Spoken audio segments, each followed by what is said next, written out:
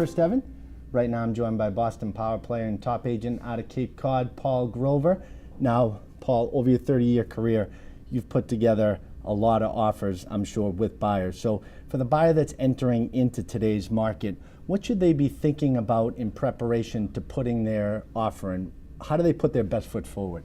Well, it's a competitive market out there, Chris, so I think when a buyer is making an offer, I advise them to make it as clean as possible.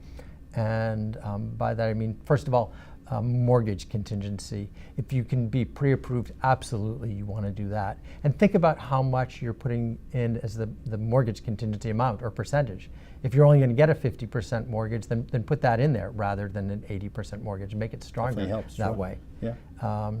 Second, show some flexibility. See what you can find out about the seller. If you know that the seller is moving in 4 months and closing on a new house in 4 months, instead of proposing a 30-day close, find out from me or find out from your broker.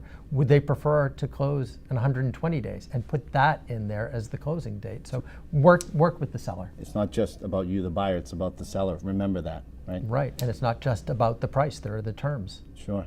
Anything else that you're doing in today's Well, market? one of the things that I've done a lot of that really I think has been an advantage to many of my buyers, I've suggested to them to do home inspections prior to making an offer.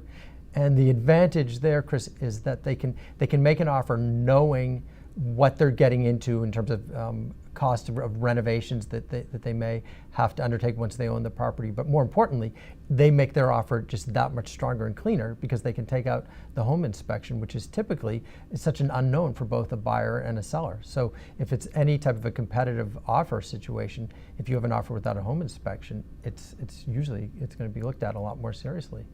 Betters your chances of for getting sure. the property. Yeah. Yeah. Thanks, Paul. And if you'd like to reach out to Paul directly, if you have questions about buying your home, you can go to his website at robertpaul.com. And remember, we also have more real estate tips right here on our page on boston.com.